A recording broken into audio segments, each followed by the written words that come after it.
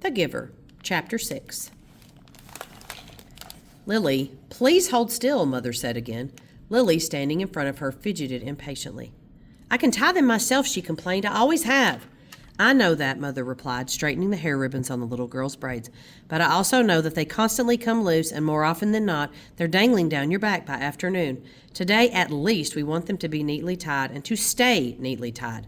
"I don't like hair ribbons. I'm glad I only have to wear them one more year," Lily said irritably. "Next year I get my bicycle, too," she added more cheerfully.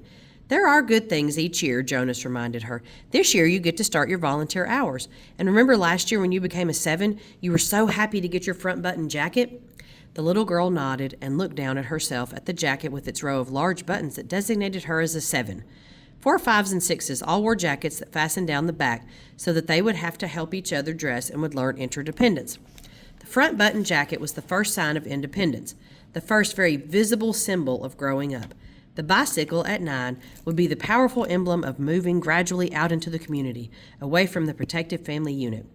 Lily grinned and wriggled away from her mother. "And this year you get your assignment," she said to Jonas in an excited voice. "I hope you get pilot and that you take me flying." "Sure I will," said Jonas, "and I'll get you a special little parachute that just fits you, and I'll take you up to, maybe 20,000 feet, and open the door and—" "Jonas," Mother warned. "I was only joking," Jonas groaned. "I don't want pilot anyway. If I get pilot, I'll put in an appeal." "Come on," Mother said. She gave Lily's ribbons a final tug. "Jonas, are you ready? Did you take your pill? I want to get a good seat at the auditorium." She prodded Lily to the front door, and Jonas followed. It was a short ride to the auditorium, Lily waving to her friends from her seat on the back of Mother's bicycle. Jonas stowed his bicycle beside Mother's and made his way through the throng to find his group. The entire community attended the ceremony each year. For the parents, it meant 2 days' holiday from work. They sat together in the huge hall. Children sat with their groups until they went, one by one, to the stage. Father, though, would not join Mother in the audience right away.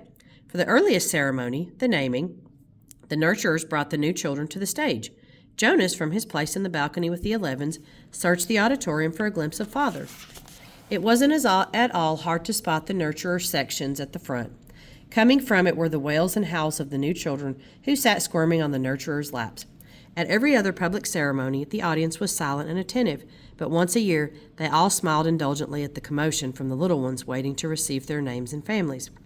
Jonas finally caught his father's eye and waved.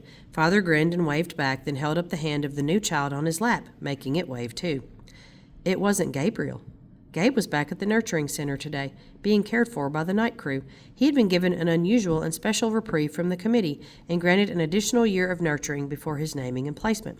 Father had gone before the committee with a plea on behalf of Gabriel, who had not yet gained the weight appropriate to his days of life, nor begun to sleep soundly enough at night to be placed with his family unit. Normally, such a new child would be labeled inadequate and released from the community. Instead, as a result of Father's plea, Gabriel had been labeled uncertain and given the additional year. He would continue to be nurtured at the center and would spend his nights with Jonas's family unit. Each family member, including Lily, had been required to sign a pledge that they would not become attached to this little temporary guest and that they would relinquish him without protest or appeal when he was assigned to his own family unit at next year's ceremony.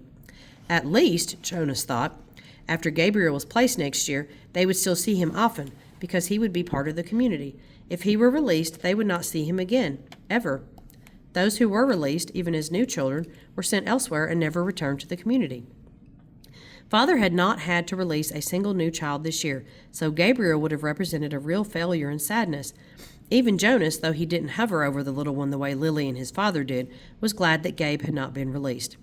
The first ceremony began right on time, and Jonas watched as one after another each new child was given a name and handed by the nurturers to its new family unit.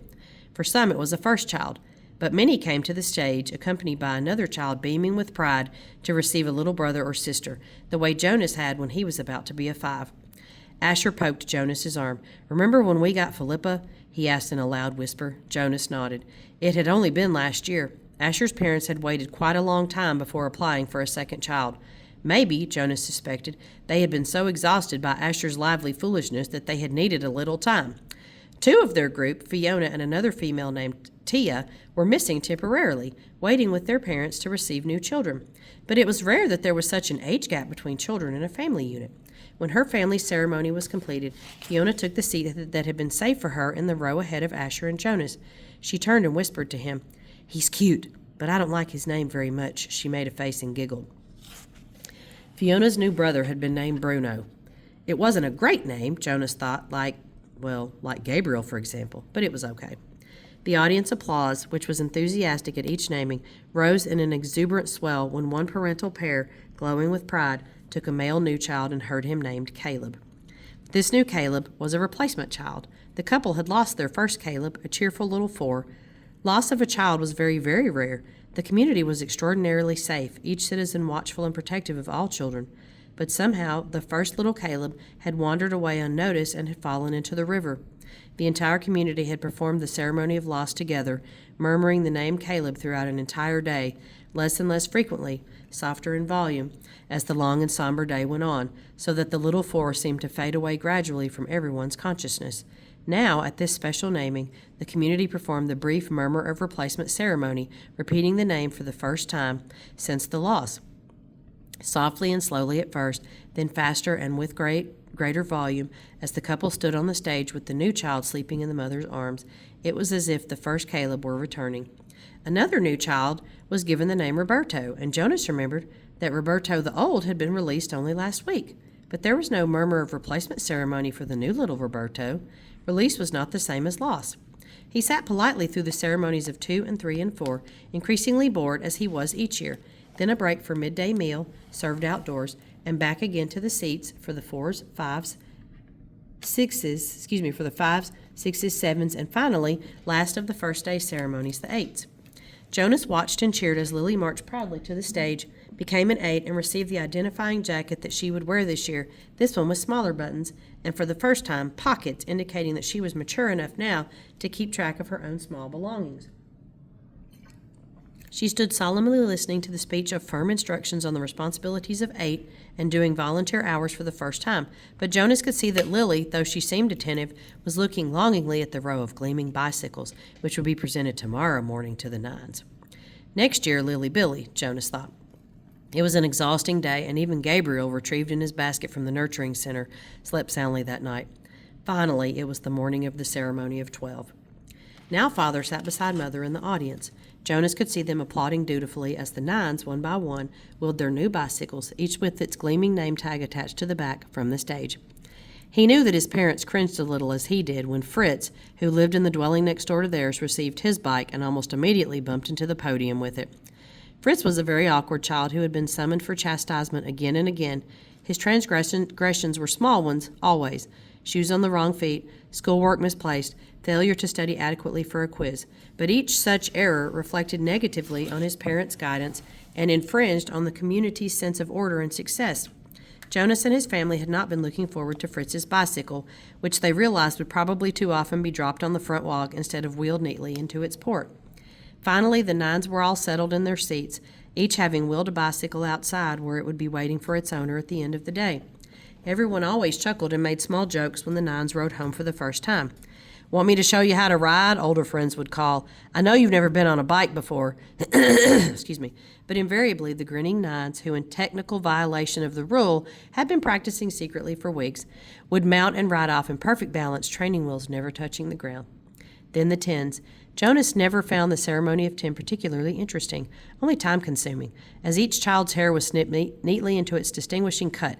Females lost their braids at 10, and males too relinquished their long childish hair and took on the more manly short style which exposed their ears.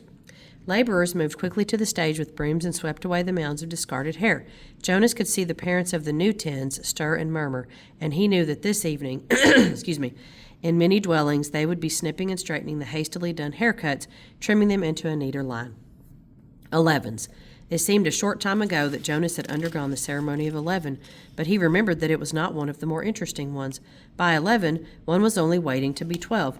It was simply a marking of time with no meaningful changes.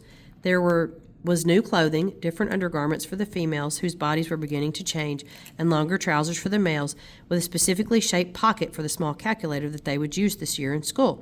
But those were simply presented in wrapped packages without an accompanying speech. Break for midday meal. Jonas realized he was hungry. He and his group mates congregated by the tables in front of the auditorium and took their packaged food. Yesterday there had been merriment at lunch, a lot of teasing and energy, but today the group stood anxiously, separate from the other children. Jonas watched the new nines gravitate toward their waiting bicycles, each one admiring his or her name tag. He saw the 10 stroking their new shortened hair, the females shaking their heads to feel the unaccustomed lightness without the heavy braids they had worn so long. "I heard about a guy who was absolutely certain he was going to be assigned engineer," Asher muttered as they ate, "and instead they gave him sanitation laborer. He went out the next day, jumped into the river, swam across, and joined the next community he came to. Nobody ever saw him again." Jonas laughed. "Somebody made that story up, Ash," he said. "My father said he heard that story when he was a 12. But Asher wasn't reassured. He was eyeing the river where it was visible behind the auditorium. "I can't even swim very well," he said. "My swimming instructor said that I don't have the right boyishness or something." "Buoyancy," Jonas corrected him. Excuse me. "Whatever. I don't have it. I sink." "Anyway," Jonas pointed out, "have you ever once known of anyone, I mean really known for sure, Asher, not just heard a story about it, who joined another community?" "No," Asher admitted reluctantly. "But you can. It says so in the rules. If you don't fit in, you can apply for elsewhere and be released. My mother says that once, about 10 years ago, someone applied and was gone the next day." Then he chuckled. "She told me that because I was driving her crazy, she threatened to apply for elsewhere." She was joking. "I know, but it was true, what she said, that someone did that once. She said that it was really true. Here today and gone tomorrow. Never seen again. Not even a ceremony of release." Jonas shrugged. It didn't worry him. How could someone not fit in? The community was so meticulously ordered, the choices so carefully made. Even the matching of spouses was given such weighty consideration that sometimes an adult who applied to receive a spouse waited months or even years before a match was approved and announced. All of the factors, disposition, energy level, intelligence, and interest, had to correspond and to interact perfectly.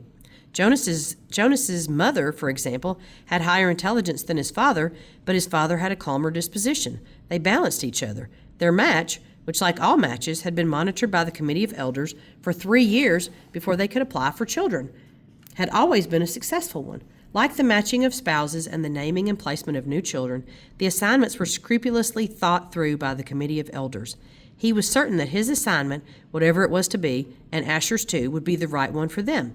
He only wished that the midday break would conclude, that the audience would re-enter the auditorium and the suspense would end. As if in answer to his unspoken wish, the signal came and the crowd began to move toward the doors.